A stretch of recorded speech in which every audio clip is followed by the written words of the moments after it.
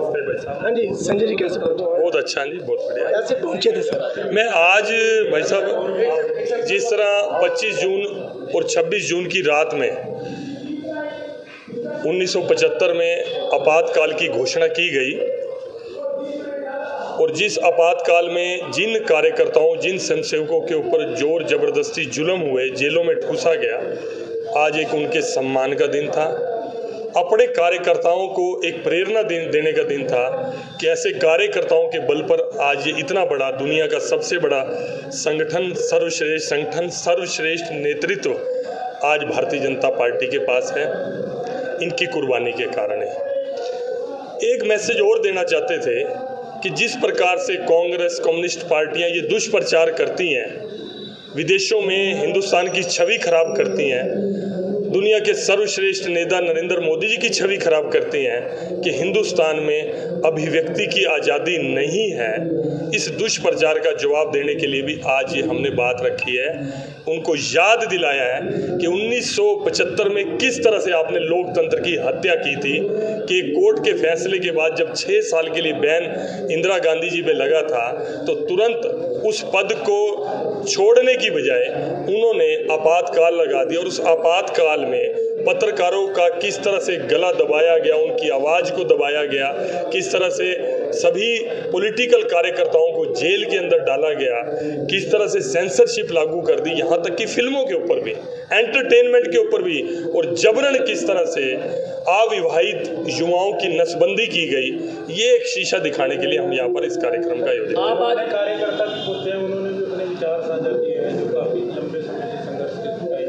हाँ जी, आज ओम प्रकाश अरोड़ा जी, ओम प्रकाश त्रेजा जी, और आज इससे पहले एक कार्यक्रम और भी था SD बाल विद्या सीनियर सेकेंडरी स्कूल में, वहाँ पर भी काफ़ी बड़ी संख्या में पूरे हरियाणा के लोकतंत्र सेनानी इकट्ठे हुए थे। मैं उस कार्यक्रम में भी गया था, वहाँ के बाद यहाँ पर आया हूँ। संजय जी, आज काला दिवस मना रही है, लेकिन कांग्रेस कह रही है बीजेपी ने पिछले 7 साल से अघोषित आपातकाल लगा रखा है। वही कंपैरिजन करने के लिए कार्यक्रम था। आज का घोषित इसलिए बताने के लिए कि उस समय क्या किया। आप बताइए किस कांग्रेसी को, किस कम्युनिस्ट को जेल के अंदर डाला। आप बताइए किस प्रेस मीडिया को अपनी इच्छा से लिखने के लिए वो किया। आप बताइए किसकी जबरन नसबंदी करी। आप बताओ कि 2-2 साल तक सारे लोकतंत्र को ख़त्म करके जेलों में ठूस दिया। आपको एक एग्जांपल दे दिया, जो आपातकाल की बात करते हैं उन्होंने आपातकाल देखा नहीं है। संजय जी, आज ही के दिन जो 25 जून का कार्यक्रम आप द्वारा रखा गया आपातकाल पर, तो आज ही के दिन 4 जो किसान थे उनको आज ही जेल में डाला गया था CM सिटी की पुलिस द्वारा। हालांकि विरोध के लिए पहुंचे थे, वो कंवरपाल गुर्जर जी का विरोध करने के लिए पहुंचे थे, लेकिन उनको बंद कर दिया गया था जेल में। क्या कहना चाहिए? नहीं, मुझे नहीं मालूम कि उन्होंने किनको पकड़ा है। अभी आपके साथी बता रहे हैं कि उनको छोड़ दिया गया, तो अगर एहतियात के तौर पर, लेकिन उनके ऊपर चलो कोई ना कोई रोक टोक या झगड़ा, उन लोगों को घरों से उठाया गया आपातकाल में और 21 महीने जेल में रखा, उनसे आप कंपैरिजन ना करो। तो मेरी आपसे 45 साल के बाद अब ये काला दिवस क्यों मनाया? नहीं, हम वैसे हर साल लोकतंत्र के सेनानियों का सम्मान करते हैं। हरियाणा के अंदर सम्मान निधि भी माननीय मुख्यमंत्री जी मनोहर लाल जी ने दी, उनको सम्मान का तामपत्र भी दिया, उनकी फ्री मेडिकल के लिए भी बात चल रही है। वो सम्मान है, पूरा सरकार की भी सोच है, वो करते भी हैं। लेकिन आज जिस समय में विपक्ष झूठ और भ्रामक प्रचार कर रहा है कि अभिव्यक्ति की आज़ादी नहीं है, ऐसे लोगों को भी शीशा दिखाना जरूरी था, इसलिए ये कार्यक्रम। संजय जी, विशाल झूठ के मामले के अंदर क्या हुआ है? गुजरात पहुंचे थे, शहर को जो है पूरा जो है नाकेबंदी कर दी गई थी, क्योंकि पिछली बार भी मुख्यमंत्री पहुंचे और आज कंवरपाल गुर्जर पहुंचे, तो हर बार ऐसा देखने को मिल रहा है। पहली बार जो है सरकार में देखने को मिल रहा है सर, जो है नाकेबंदी कर दी जाती है शहर को। एक सेकंड, अभी आपसे पहला सवाल मैं भाई, विशाल झूठ के मामले के अंदर, आपका भी जवाब देता हूं। विशाल झूठ के रिहाई के पहले ले चुका हूं, लेकिन दोबारा बोल देता हूं। विशाल झूठ के मामले में मेरे पास 16 तारीख को सब जो यहीं पर ज्ञापन देने के लिए आए थे, आप भी उस समय उपस्थित थे, तो मैंने उसकी जिम्मेवारी ली थी कि मैं इस केस को अच्छे से परस्यू करूंगा।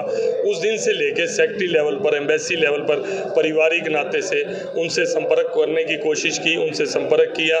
जो एक एम्बेसी और उनका संपर्क विशाल झूठ का कराया गया। उसके बाद माननीय मुख्यमंत्री जी ने स्वयं विदेश मंत्री से बात की और मैं व्यक्तिगत रूप से उनसे टाइम लेकर 2-3 दिन हमें लगे उनसे टाइम लेने में, पूरा एक केस ब्रीफ में उनको समझाया कि किस तरह से एक प्रचार भी मीडिया के अंदर किया जा रहा है कि इसके ऊपर तो और केस है, ऐसा केस है।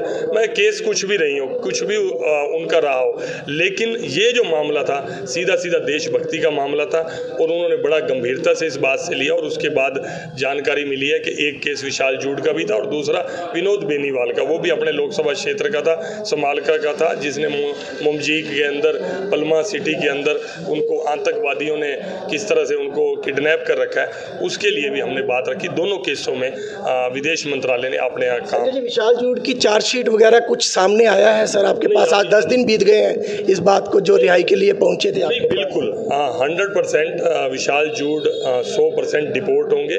सरकार से बात हुई है, ऑस्ट्रेलियन एम्बेसी से बात हुई है, 100% डिपोर्ट होंगे। परिवार वालों की आज्ञा ले ली है, विशाल से संपर्क चल रहा है, जल्दी ही विशाल जूड अपने हरियाणा में होंगे। कितने मामले दर्ज हैं? एक आपसे पहले एक भाई साहब ने कहा कि नाकेबंदी की है, वो प्रशासन का, सुरक्षा का अपना काम है। सेफ साइड लेते हुए अगर उनके यहाँ ग्रीनसीज मीटिंग की लेने के लिए मंत्री आए हुए हैं और जिस तरह के इंसिडेंट्स मतलब अनएक्सपेक्टेड भी आप देख रहे हो कि बबीता फोगाट अपने 1.5 साल के बच्चे को लेकर अगर अपने किसी पारिवारिक काम से लेके जा रही है, उस बच्चे से किसी की क्या रंजिश है, और उसकी गाड़ी का शीशा तोड़ने वाले, मैं तो नहीं मानता मेरे किसान भाई हो सकते हैं। किसान कभी भी इस तरह से व्यवहार नहीं कर सकता। ये तो किसानों की आड़ में कुछ ना कुछ असामाजिक तत्व घुस गए हैं। उन असामाजिक तत्वों के लिए ये बाड़बंदी की जाती है, उनको रोकने के लिए किया जाता है। नहीं, वो मानता हूँ मैं वो, लेकिन आमजन की भी तो इसी में सुरक्षा है। अगर मान लो असामाजिक तत्व यहीं पर ही मान लो घुस के आए, और ये तो है नहीं कि मतलब अकेला चोट, टारगेट संजय भाटिया जरूर हो सकता है, चोट आपको भी लग सकती है, इसलिए आमजन की सुरक्षा के लिए काम किया। इस मामले के अंदर जनता परेशान है संजय जी, क्या इसके लिए करने वाली है सरकार? नहीं, जनता परेशान है तो जनता ही न्याय भी करेगी सर। वो बार बार इस तरह से उकसा रहे हैं सरकार को कि फोर्स का प्रयोग किया जाए, लेकिन सरकार के धैर्य की, जो लोग कहते हैं अभिव्यक्ति की आज़ादी नहीं, जिन्होंने खुद जुल्म किए, लेकिन सरकार ने खुद तकलीफ सहते हुए भी, मतलब मैं तो कहूँ कि आप किस तरह से आप मैन हैंडलिंग कर रहे हो, लोगों के साथ धक्का मुक्की कर रहे हो, कार के शीशे तोड़ रहे हो, झगड़ा कर रहे हो, सिक्योरिटी फोर्सेस के साथ बल प्रयोग कर रहे हो। मैं सैल्यूट करता हूँ सुरक्षा बलों को भी, जिन्होंने खुद चोट खाकर भी अपने धैर्य की परीक्षा दे रहे हैं, और किसी तरह का भी, क्योंकि हम नहीं चाहते कि कुछ असामाजिक तत्व शरारत करें और मेरा कोई भोला भाला किसान चोटी लो। मैं नहीं भाटिया जी, पूर्व मुख्यमंत्री हरियाणा ओम प्रकाश चौटाला जी की रिहाई के आदेश हो गए, क्या हरियाणा की राजनीति में बड़ा बदलाव आने वाला है? देखिए, बड़ा या छोटा बदलाव के बारे में तो मैं भविष्यवाणी नहीं कर सकता, लेकिन मुझे खुशी है क्योंकि ओम प्रकाश चौटाला जी को मैं व्यक्तिगत रूप से, व्यक्तिगत जीवन में उनके जीवट की सराहना भी करता हूँ और उनको पसंद भी करता हूँ। पॉलिटिकल विचारधारा हमारी अलग रही हो या एक रही हो, उनके पॉलिटिकल फैसले अलग रहे हों, उनके करप्शन के मामले अलग रहे हों, वो उनका अपना कर्म हो सकता है, लेकिन मैं as a man, as a individual उनका सम्मान करता हूँ। अच्छे व्यक्ति हैं, जीवट वाले व्यक्ति हैं, और वो रिहा होके आए हैं। मैं दिल से खुश हूँ इस बात के लिए। धन्यवाद। Thank you.